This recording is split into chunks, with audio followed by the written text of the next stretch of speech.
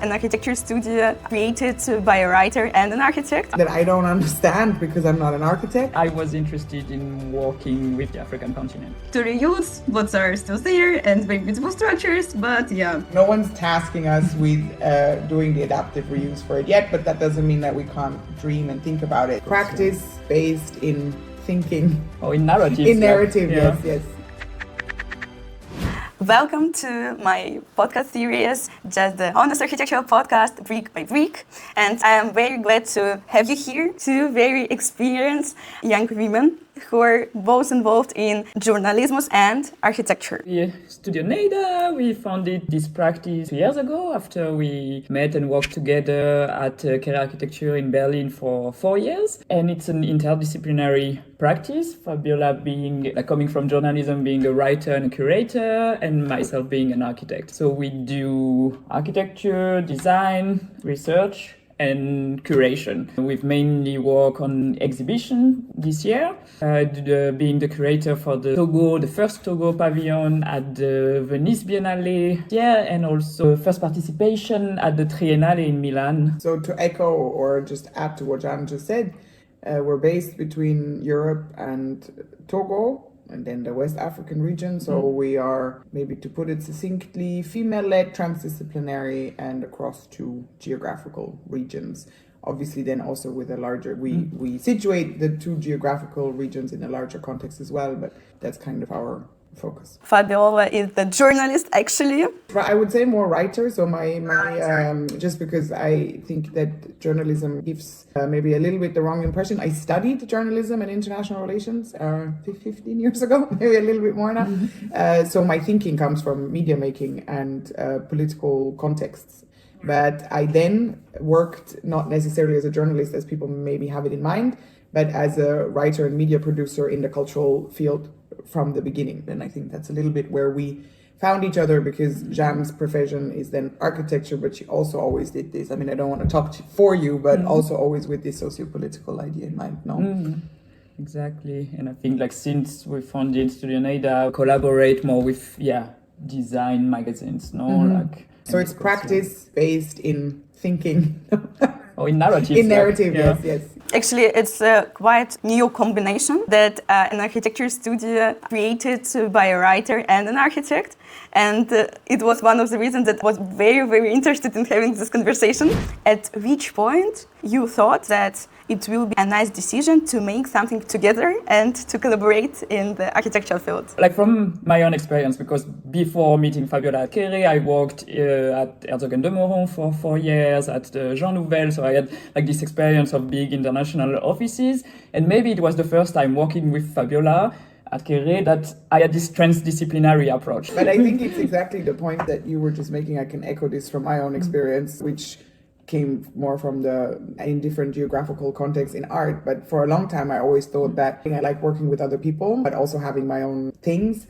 But I always thought at the beginning of my career, I need somebody else who knows the same thing, and then together we do the thing that we're both good at.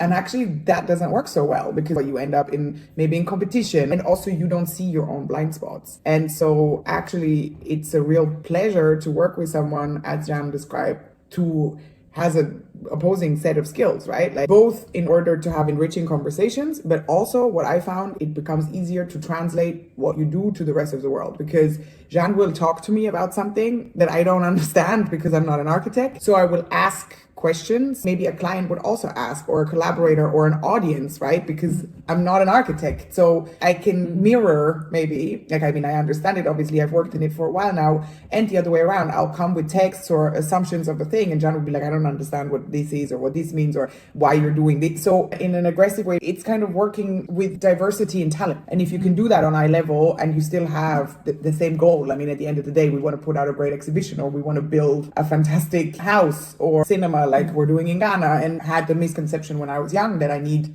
more of the same. And actually, if you can find someone who shares your goal but goes to that goal with a different vehicle. Did you start to collaborate with professionals within your sphere, or if it's the first time that you collaborate to design your own studio. It's a question for both of you. On my side, it's the first time that I'm starting a studio or project, actually. But I think for you it's a bit different. Yes, for me it's different. It's not the first time. I've done collaborative projects, an online magazine for contemporary art and design in Vietnam that I'd started with somebody else. I had a curatorial practice in Vietnam that I was doing with a friend. So I've done actually most of my projects, I would say.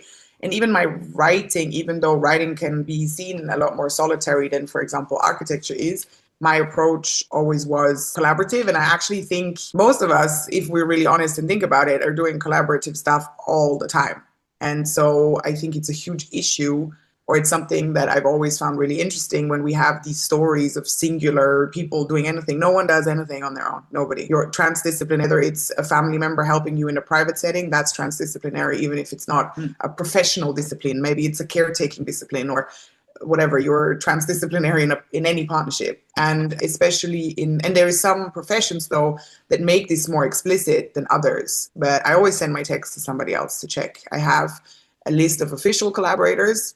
And this, I mean, is the most official you can be, to co-found something. But I also have cultivated a list in my life of friends, collaborators, people whose opinion I value. And I think, and maybe because we're also speaking to people who are starting into a career, this is just something that I can highly recommend for anybody. And I think especially it's more and more important in the day and time that we live in, where there is so much kind of stuff coming online. Cultivate your 5-10 voices where you are like, the opinion from these people, I care about this opinion, or I value this opinion, right? And now I've just finally found a way with Jeanne to find a partner with whom there is this collaboration that I can do in a very official way and can bring the things I've learned from other collaborations into this. And I think, in architecture, especially with this single genius, this needs to kind of stop. As a young professional, I'm very, very interested in how it was to work in the huge offices before and how you both met in this professional field. I mean, the huge offices is a question for you, Jeanne. I never did before. Actually, when we met at Kéré, it wasn't such a big studio in terms of size. It was during the Pritzker Prize era, but at the moment, I think we were 15? About 20 at the office, 20 maybe in total. It was almost my first job at Herzog de Meuron. So this is really a big firm. In Basel, at the time, we were about 400 people or something like that. I have a really good experience there because I met more because of the context that you are with 400 other super interesting international professionals and you learn from each other. It's really dynamic in that sense. So that was really formative for me. I first moved to Rotterdam for a few months because after I graduated in Marseille, and then I sent basically my portfolio to all the offices I like the work in Europe, and then I waited. And then the first answer I got was from a small office in Rotterdam, which was really lovely. And I went there, and only 6 months after that I already started working there, I got an interview at Herzog de Meuron in Basel. So then I went for the interview and I decided to go for that job. And it was a bit kind of the continuity of the university almost. I learned a lot for those 4 years. I worked in different scale of projects. I was also quite lucky that in this big office, I ended up working in small teams as well and small scale for particular client, private houses, things like that. So it was also working a lot with models, drawing by hands, which I think we were the only team still at Herzog de Meuron doing all the drawings, perspective by hands. And that was really a lovely experience. Then also working on bigger, M+ Museum, then a huge project in the US as well. So that was really nice to get the sense of those different scales, the different phases of architecture and the social network. Then Jean Nouvel was a much shorter experience, but I was on a construction site. So it was this tower, La Marseillaise, in my city, and we were a team on site working with the engineers. So it was also interesting more for learning the construction site supervision phase. Which is also transdisciplinary, no? I mean, that's baked into architecture in a way. Yes. Yeah, and it's also something you don't learn at all and don't experience at all at university, right? So it's like learning a new job. And it was also a bit the intensity because it was a huge building like that, and it's such a male-driven industry, because then you're working with all the construction company, all the engineers. I think there was one lady on 80 people on the engineer team, and the architects, we were also not a lot of female.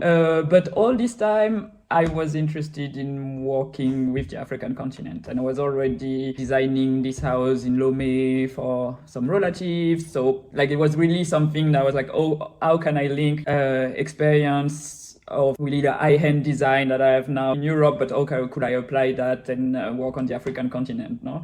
And then I was in touch with Kéré, and it's how I moved to Berlin to start working. And it's been it's been a really good experience at the beginning, like working, like it was the moment when Kéré started getting like bigger scale commissions, like the National Assembly in Benin. So I've been in charge of that project for a few years. And then all this cross-disciplinary also that we work together on, because there was a lot of publication, of exhibition, of narrative storytelling around explaining this work to different audiences. No? Yeah, I think it's when we really came to collaborate, because like there was a few projects where it was as much about the narrative of the project and the design itself. And there was the rebuild, like Fab had been in charge of rebuilding the narrative of the office at the moment, and producing a new website, like new text, new everything about the work. And so you also needed like The architecture inputs. yes. So it was a lot of, okay, how to translate this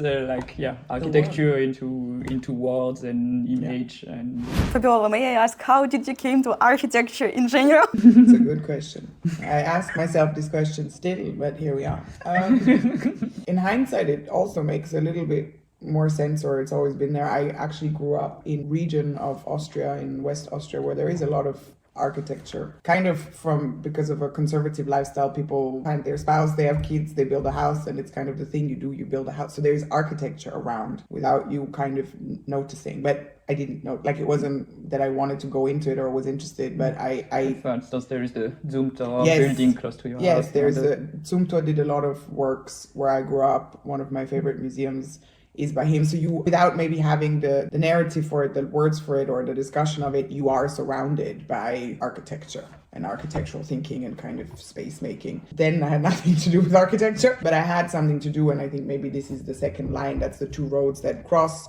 One is the discipline, and yes, it's architecture, but maybe it's creativity more so. And the other is this focus on the African continent. So when I was 12, my family moved for a job of my father's to Uganda. And I spent 2 years there in middle school, and it's where I realized that being white means something in this world. It means privilege. It means that I have access to things that other people don't have any access to, but also I don't learn about it. And coming back to Austria, I realized I had now experienced something on this planet that might as well have been on the moon as far as Europe's concerned, right? So I, from that point on, was interested in why don't we know, why is this not part of our education, like, and then put this on the side. And in the practical sense, I was interested in anything creative. For me, culture, creativity, be it theater, books, creative in that sense, but writing, anything is for me the place where we have important conversations as society. It's the way that we as a public speak to each other, pop culture to high culture. So I wanted to be in cultural production, but always with the idea of breaking and questioning and exploring Eurocentric narratives and understanding why they are so intense and how we can change that. And then I studied journalism and international relations in London and in New Zealand. Again, always with this focus on, like, why don't we know about colonial history? Why is it not part of how we get educated? Like, that's always the through line. Then I moved to Vietnam because I actually graduated into the financial crisis in the 2008 or 2009, like I think probably around a similar time. I moved to Vietnam because my parents were there for another job. I visited and got stuck. And again, it's a white privilege story in the sense that if you have a certain passport, you can just go to places and kind of set things up and be there with a certain ease. And I got involved in the contemporary art community there. And I spent 5 years there. I built an online magazine in collaboration with someone. And then I got a job offer in Tunis from a foundation there, an art foundation. And they were building an artist residency. Yes, exactly, an artist residency. Thank you. And I remember saying to them, but I don't know that much about your region. And they said, yeah, but you seem to know how to function within a small community and kind of start connecting things, translating things. And I said, okay, cool, I'll come. That sounds great to build up a residency. What I didn't realize is when they said build, they meant like build, like brick on brick build. So when I arrived, they were like, well, this is the site where the artist residency will be. And I thought, oh, okay, great. I thought I was going to do the concept and so on. And so I found myself project managing architecture from the client side. And actually, yeah. The client was Kéré. Yeah, and no, the client was the foundation, but the architect was Kéré. Yeah. And so when I left that job, I was in conversation already with Kéré Architecture, and basically similar to the people in Tunis, Kéré Architecture too was looking for somebody that has this wide skill set, doesn't really have a name, but it's curating and writing, right? Like and project managing, if you put words on it, and that's how I then ended up there. And I said yes to that not because of the architecture, but because of the societal implications that office has, like operating like a Burkina Faso-based and German-based company, and how the company was understood by the media. I didn't like how it was portrayed, and getting that opportunity to work with a creative that has to battle stereotypes, that has to battle certain understandings, and working from the inside on that. But whether that would have been architecture or a film director or an artist or a musician, I couldn't have cared less. But I have since then also, because of Jeanne, developed an intrigue and I don't know, dare I say love, but curiosity. I'm archi-curious. That's the word that I learned now. Like not the best within the architecture, but the best within the culture, and understanding how the people are communicating within the world and the challenges they face. Yes, I think any discipline, like same as, I don't know, being women-led or whatever the topic is, any industry. And I do want to work, I do have a sensibility for culture, so I want to work with the best when it comes to whatever creative output they're doing. And so there is this duality of pushing for really good design, and I think we have a very clear quality standard that we put very high standards on ourselves. And so it's that mix between narrative, architecture. And then I think I had this moment where I would always say to Jeanne, Jeanne's like, oh Fab, but this architecture, and I'm like, yeah, architecture. But I started listening more and more, and actually one of the turning points for me was reading how the kind of architects of the past would talk about architecture, and starting to realize, they kept talking about it in the sense of like, we're the architects, we imagine the world, we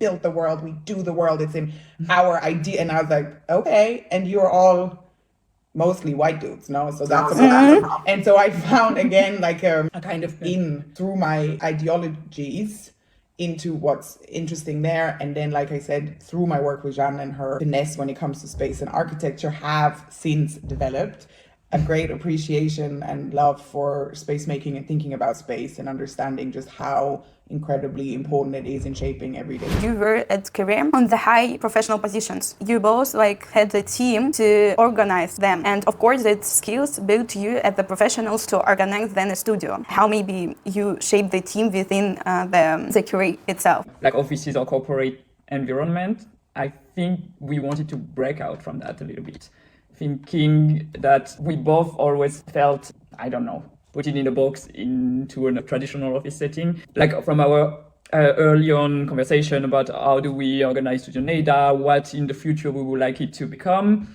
we were quite clear in the fact that we don't want to just reproduce a super hierarchical office environment. And from that, for now we are still figuring it out now, like we're at the beginning of building that. But our idea is more to try to keep collaborating with a team that's a bit agile and that are doing to be project-based, maybe, what I would say. For now, we just have a small team in Togo, but I don't think our goal is to develop a huge office, physical office where everyone has to be there from 9 to 5. That's clearly even what we don't want to do. It's also a big stressor. I think if you have people working for you, you have an incredible amount of responsibility because people their trust in you, right? If you are an employee, we weren't the employers, we also were employees, right? But just still in positions where I think we could see this. But Jeanne was saying, Herzog de Meuron had 400 people at that time. They are trusting you for their jobs, right? So you need to pay them. You need to find projects to pay them. And I think especially for young architects, I think this is also important to hear.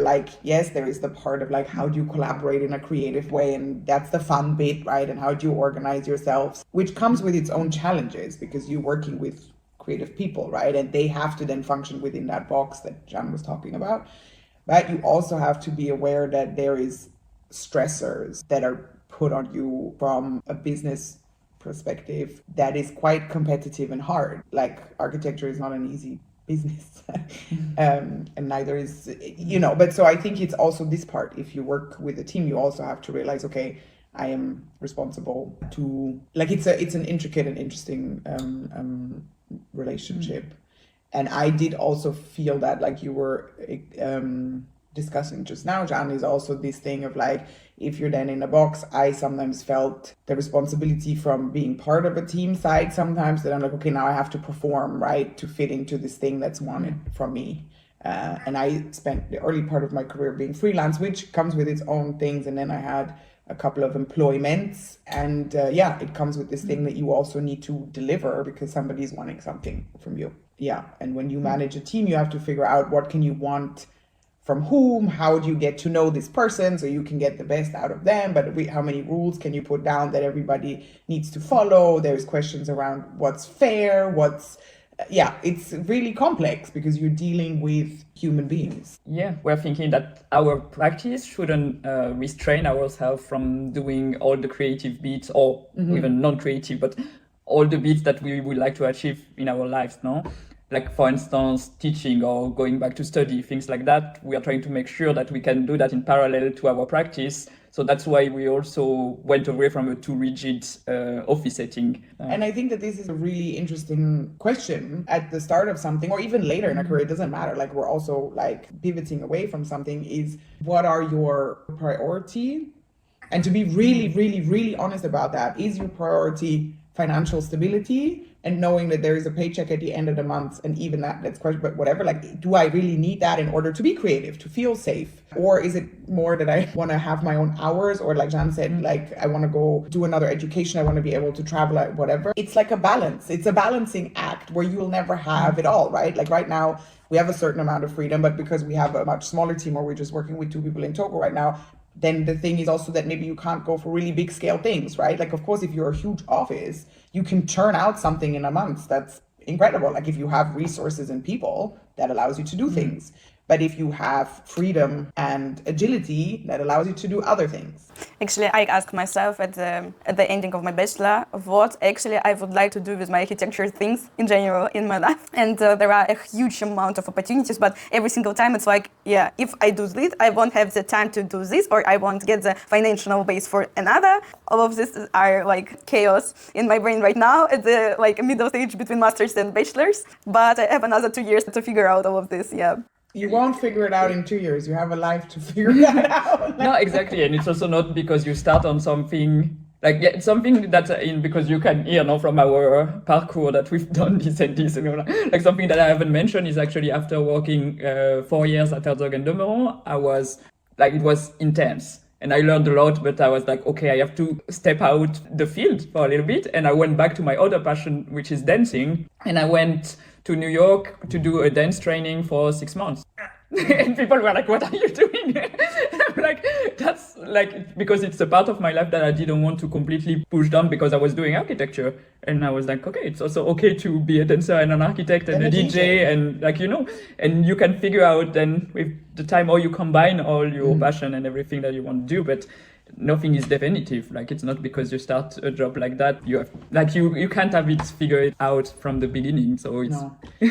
And there's so many factors that have an influence on it, right? And it is also like, you could say, okay, cool, I want to work for this company, and they take you, and after 1 year they fold. Like, you don't know. You will have, I think life has a funny way of, either because of yourself or because it brings it to you anyways. What you can do is be prepared to build some kind of resilience.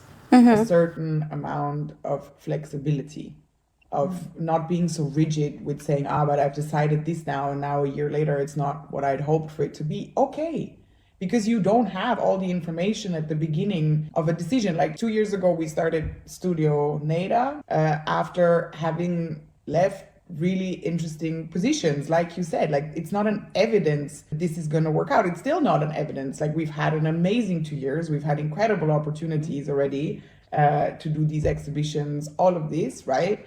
But you don't know. Like, sometimes the trick that I do is, if I'm going through a particularly difficult time, I'm like, okay, imagine a setting like this, someone asking you 5 years from now, then is the story funny, or is it not? Can it be an anecdote that somehow that I've heard in other people's biographies, right? And that helps me snap out of a moment sometimes.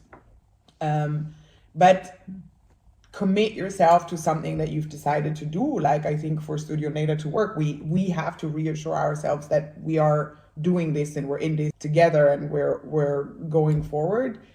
But at the end of the day, there is no guarantee. And you have to allow yourself to know that, yeah, maybe Jeanne says to me in 2 years, okay, thank you, I miss the big offices, I'm going back. Like, you don't know, like maybe, but maybe after 2 years you realize that the security you left behind and you thought that you could handle leaving those behind is too hard. Also saying from the start, like I thought that maybe one day I will start my own practice, but it wasn't something that I was like, this is what I'm going to do, like from the start after diploma. And it was through, meeting Fab that we started to dream about this thing and envision it. So it's also about the people you meet on the way. Yes. I just thought about a lot of things during what you said. For me, it's like I met a lot of people and actually I get something interesting from them. And then I become like a person who collect all of these visions from different people. And then even from now, when I'm asking myself, did I use it? I will be sitting here and doing podcast? No. So it was like a very random thing for me like 3 years ago. 3 years ago, I just started my way in architecture. And I didn't use it, for example, the conversation in some kinds. Rather more important than making maybe other drawing for my project. Yeah, and this was a surprise for me also how I developed my small way till now, but the kind of way. And yeah, the collaborations are very important. Taking part in my life too, like very random things, because I just meet people and they like develop their own thoughts, and you're like, wow, it's so cool. I need to do something. No, exactly. Like I think there is a word that we've been using now sometimes to answer when people are asking like, how do you come to, for instance, do the Venice exhibition and why did you choose to do it like that and blah, blah, blah. And we look at ourselves and we're like, I don't know. It just kind of happened. And then we use the work organically because often like decisions are kind of taking in this organic way that there is, this meeting, this person, this element coming in and that and this, and then it's becoming a story, no? Yeah, and it feels serendipitous sometimes, right? And I think as long as it feels like there is a through line for yourself, right? Like as long as it makes sense for you and for other people, it's like, okay, how did this happen? How did this happen? But as long as you kind of don't feel like you're chopping yourself into pieces, but more that you're like feeding a larger vision, I think then you know you're in a good place, right? Because we do, it's like Jeanne said, we also, and what you explained, we meet people and it's coming from different areas, but I think that we, at the base of it, and actually we spent, I would say maybe the first half year of setting up Studio NEiDA, having conversation upon conversation about what our values are and what we want. And so not in like writing a business plan kind of way, but in identifying really what are we looking for, what do we want, which means you have almost like a very steady heartbeat that knows what it wants, and with that you can do all the other things because it connects back to that, right? And as long as that makes sense for you and you know that, then eventually it'll make sense for everybody else. And then you can, I think what's just important to do is not to lose completely your focus, right? And to sometimes also, once you've decided, like for example, what you're doing now, to do a podcast, then not tomorrow decide to also do a blog and a book and become a documentary and a shoemaker because shoemaking is cool, right? And sometimes that's hard. When I was young, I wanted to do theater and film, and there is still a part of me that misses that, right? And maybe one day I'll have the chance. I don't know. But now we are working on a cinema project. Yes, so. Exactly. Now I'm really happy. But also, like, once I've now found my way into architecture to say, okay, I'm here now, and how can this be a vessel to put my other ideas in? And I think it's also this, and once you have that through line that I was talking about, which either has to do with I want to spend my days drawing, or I want to spend my life talking about this socio-political issue, or then you can take the organic opportunities that come your way.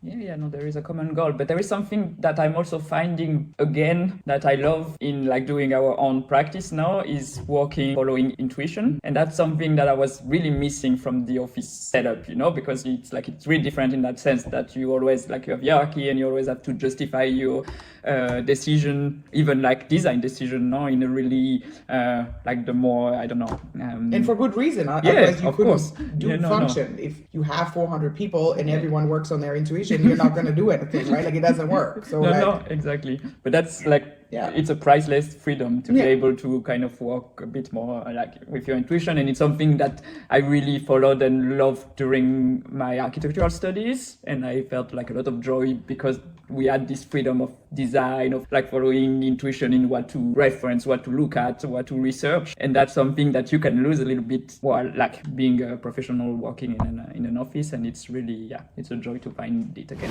You're both are between Berlin life, not for now, and Brussels. How can you compare the way of studying architecture in Berlin and in Brussels from the teaching point, of course.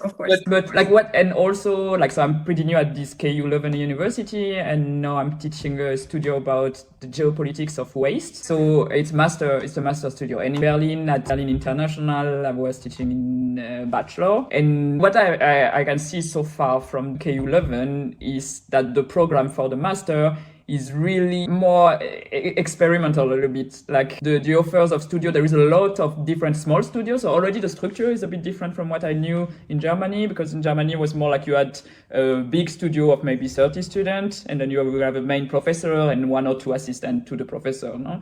Here in Brussels, is each professor, even junior professor, have their own little studio to lead of 8 to 10 students.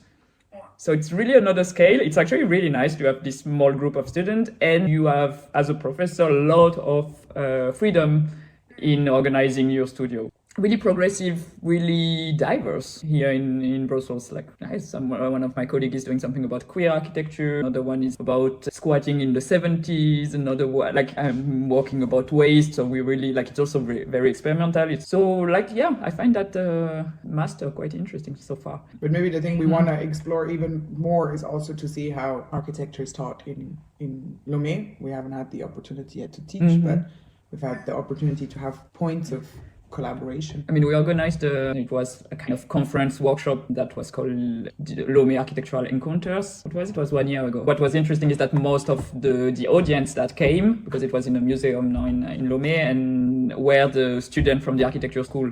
And they were really excited because we brought West African practitioners to especially West from African students. And Ramdorf workshop was organized, another workshop about digitalizing modernist architecture in Lomé. I think it was a bit beyond the more traditional education they got at the architecture school, and it was really interesting. And we would love to collaborate more also with this school in Lomé, which is the Pan-African school. So it means it's all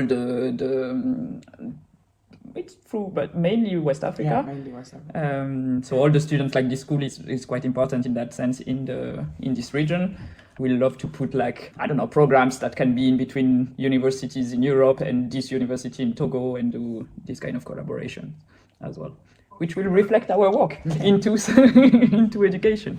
What projects are within the NEiDA you would like also to achieve or to create in the next couple of years? We actually have a project that we discussed. Like we had called it the NEiDA shop, but it's not necessarily only a shop. It's like to walk around craft in Togo and conservation of those craft and producing design objects. Like I think it's one of the first projects we started, kind of craft center that will be a conservatory, but a place where people could practice those craft, but also in Lomé, yes, to have like a physical space there. There would be like possibility to have education about those craft, also like to pass on this knowledge and to maybe produce a stream of income for those craft people through developing a design. Yeah, and keep our own freedom, right? Like how do we, I think we're still in this process as well of figuring out, it's one thing to do something a little bit different from maybe the concept point of view of a business, but also figuring out how do we create the business part of the business, not like how do we not then just adhere to these project-based stressors, because if you work from project to project to project, which architects have to do, it's really tough. It's really tough financial planning. It's really precarious to a certain degree. You have to be quite good at managing your cash flow because you constantly kind of oscillate between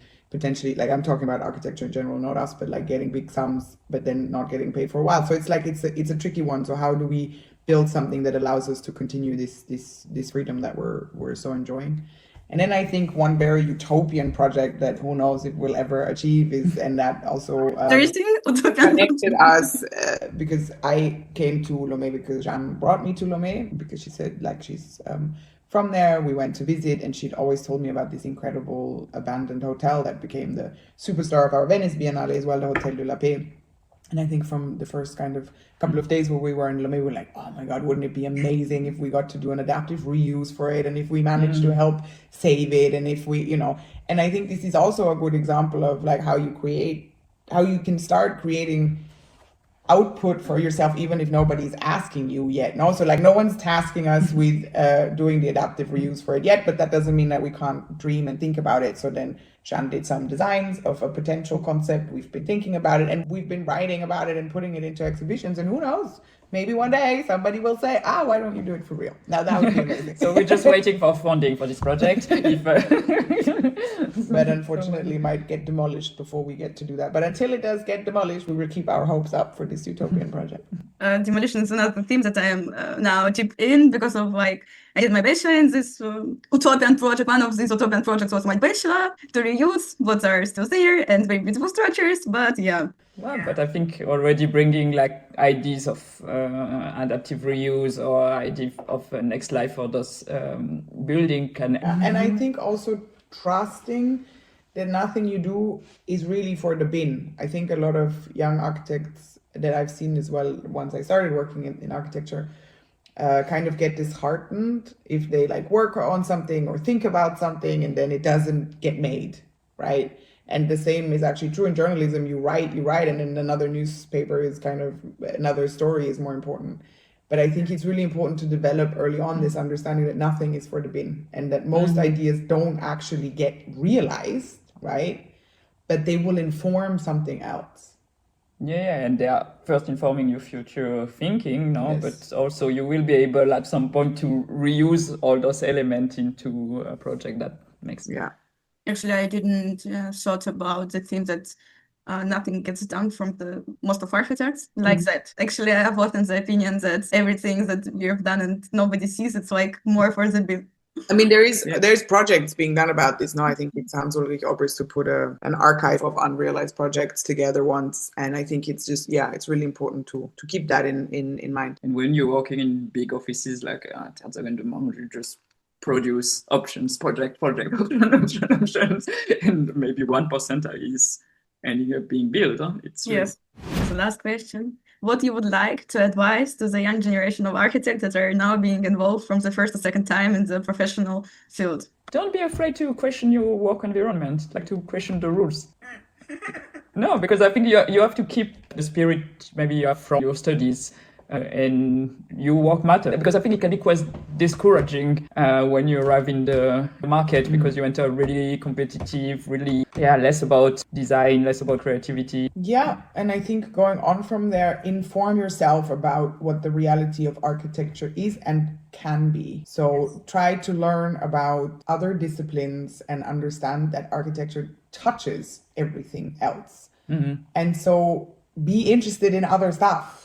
As well, because you have to talk to people outside of architecture. You have to talk to in the production of a building, but also in its use. So try to critically assess how architecture and architects behave and how they kind of project themselves into the world. Learn how to understand that there is other bits that you need if you ever want to realize projects or continue staying in the field. I have a lot of thoughts. I should have having discussion in my head. Yes. And thank you for being so innovative in the field of traditional architecture. And I would like to see all of the projects, it doesn't matter utopian or just realized. I wish you a huge amount of luck in being so diverse and free in the way of creating. And thanks a lot for being here. Thank you, Maria. Have a Thank you so lovely much. rest of your day. And good luck with Doc Series. It's really cool. Thank you for having us. Thank you for inviting us. It's really exciting.